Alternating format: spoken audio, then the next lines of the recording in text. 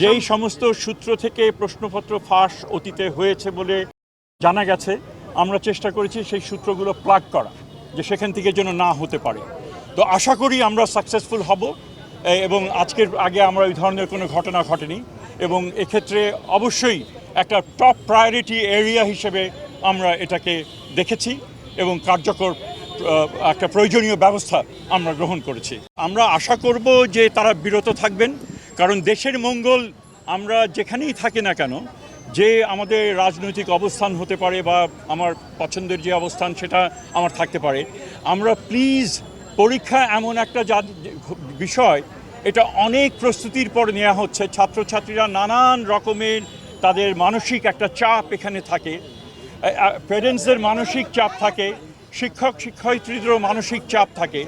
So এটার সাথে আবার বাড়তি এই ধরনের অন্যায় চাপ যেন সৃষ্টি না করেন, তার জন্য সকলের কাছে আমি বিনীত অনুরোধ জানাচ্ছি যে আপনারা ওগুলো থেকে বিরত থাকবেন।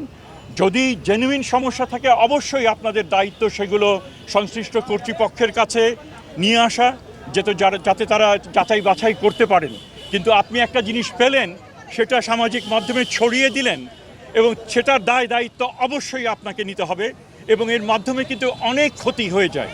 সো আমরা যে কোনো শুভবুদ্ধি সম্পন্ন মানুষকে, ব্যক্তিকে, এবং যারা সে সামাজিক মাধ্যম করেন, তাদেরকে আমরা বিশেষভাবে আবেদন করব আপনারা সেগুলো থেকে বিরত থাকুন। সিলেবাস কতটুকু সহনীয় হয়েছে আমরা মনে করি সেটা বিবেচনার মধ্যেই রেখেই করা হয়েছে, এবং কতটুকু সহনীয় সেটা আমি বলার চাইতে বোধহয় ছাত্রছাত্রীরা যদি জিজ্ঞেস করেন তারাই বলুক।